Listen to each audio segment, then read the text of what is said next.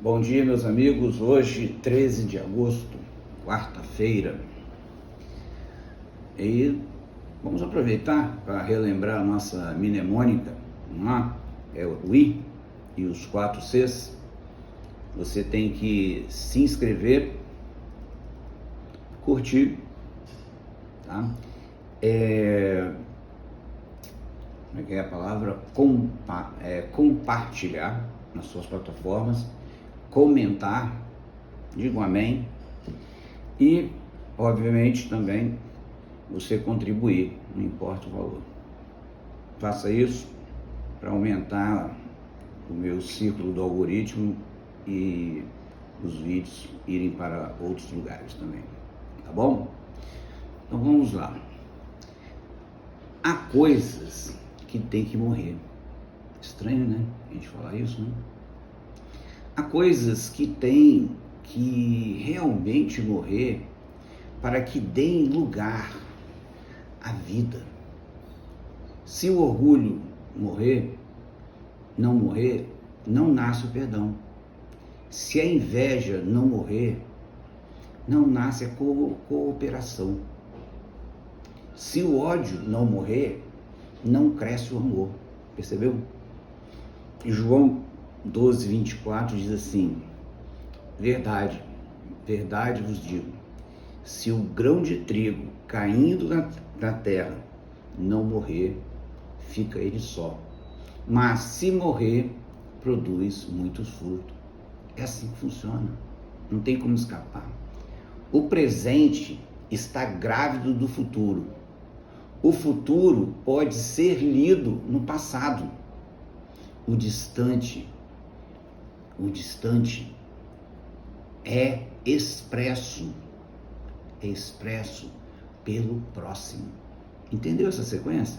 Vou repeti-la para você aqui, olha só que interessante. O futuro pode ser lido no passado. Porque tenta imaginar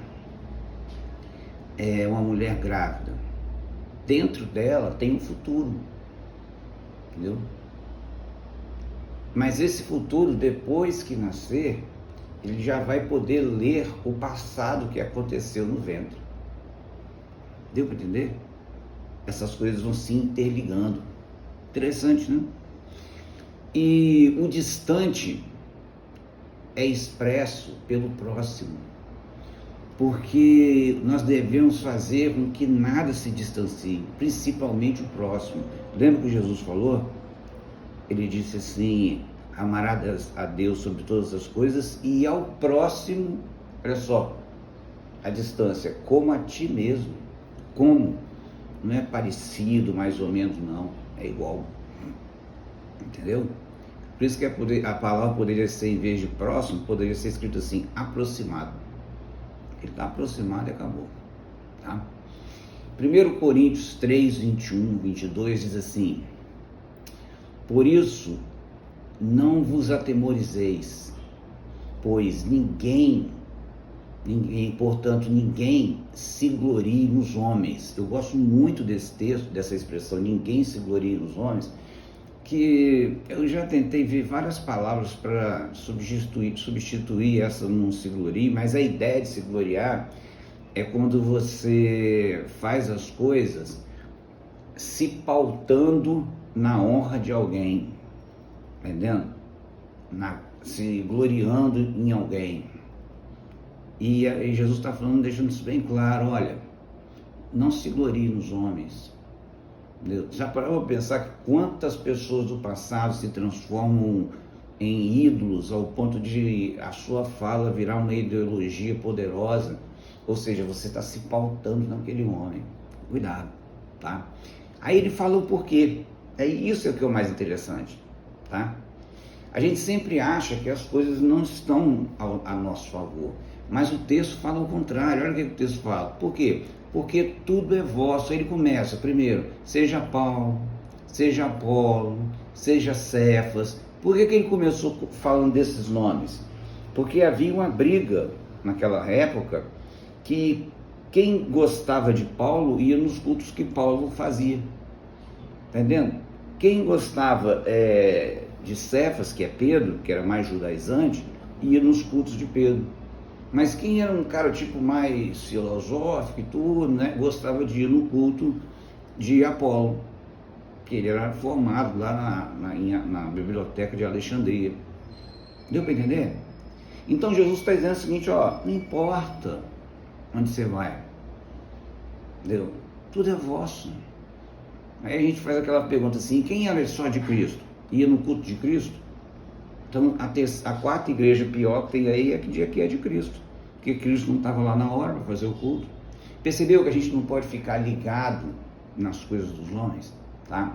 Aí ele começa, ó, quarto, o mundo é vosso, seja a vida é vosso, seja a morte é vosso também, o presente é seu, o futuro também. 9, tudo é vosso, tudo. Eu gosto muito desse texto por isso, entendeu? Ele é claro de ser, o ser humano nada pode fazer para resolver os seus problemas com a eternidade, pois ele é um doente terminal e só Deus tem a cura. Em Eclesiastes 1,15, eu gosto muito desse texto. Aquilo que é torto não se pode endireitar, olha só, e o que falta não se pode calcular. Complicou, né? Então, ele está dizendo que o homem não tem jeito, o único jeito do homem é com Deus, não tem como. Então, não se agarre às coisas dessa vida, tá? A sabedoria no trato exala prudência e nunca perde a força de sua fragrância. Antes, aumenta o seu poder. O Provérbios 16, 21 diz: o sábio de coração é chamado prudente, e a doçura no falar aumenta o saber. Olha, a doçura no falar. Já percebeu quanta gente grossa, quanta gente com aquela força na palavra, quer impor a sua palavra e não aceita um confronto do tipo, se chegar a pessoa e falar assim, irmão ou irmã, e o que você acha disso? Pronto, o tal do que você acha disso já é um bom problemaço. Aí a pessoa começa a gritar com você e fica com raiva e dependendo da situação te cancela, não quer nem saber mais. Ou seja, as pessoas não têm longanimidade, não têm ânimo longo, entendeu? Irmãos, quem não tem isso, você pode ter certeza, você nunca vai ver Jesus na vida. Porque se tem uma coisa que Deus exige de nós, é longanimidade, ânimo longo. Tá? Fique atento para esses detalhes, irmãos. Porque normalmente as pessoas acham que pecar é matar, roubar, se sexualizar, entendeu? Mas tem muito mais que você imagina que você nem viu ainda, tá? Pronto para mais um dia, né? Pronto para enfrentar o mal preparado especialmente para cada um de nós. Basta cada dia o seu próprio mal, não é assim que o próprio Jesus disse?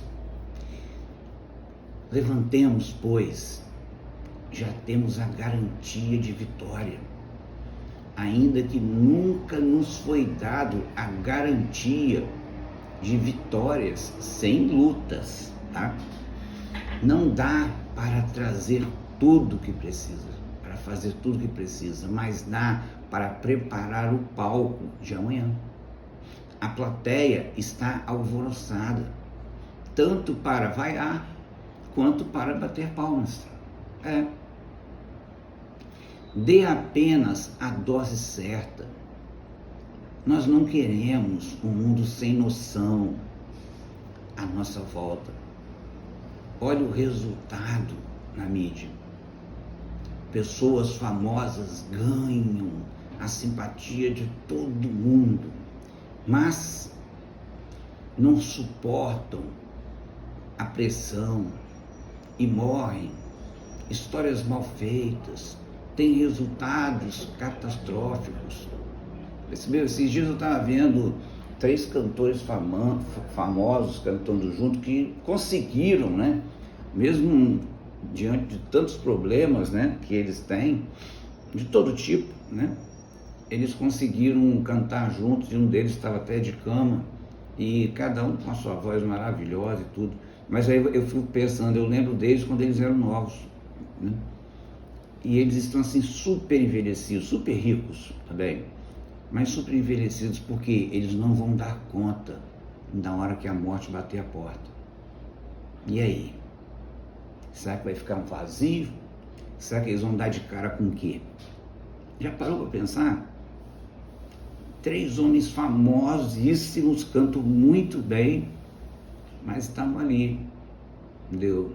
Em lágrimas, cantando junto, músicas maravilhosas, mas e o futuro? Que está chegando para eles, né? Mais perto ainda. Preste atenção nisso, tá? Em Marcos 8,36 diz assim: que aproveita o homem ganhar o mundo inteiro e perder sua alma. Gostamos de antecipar as coisas, não é verdade? Nós, quanto mais rápido, melhor. E eventos, nos sentimos mais seguros. Mas o que realmente interessa, antecipamos, é o nosso chamado, a parte que nos foi doada para melhor nos posicionarmos e fazer com excelência o nosso trabalho. Isso é que importa. Efésios 1,18 diz: iluminados os olhos, olha só, os olhos do vosso coração, para saberdes qual é a esperança do seu chamamento, qual a riqueza da glória da sua herança. Você sabe qual é? Nos santos.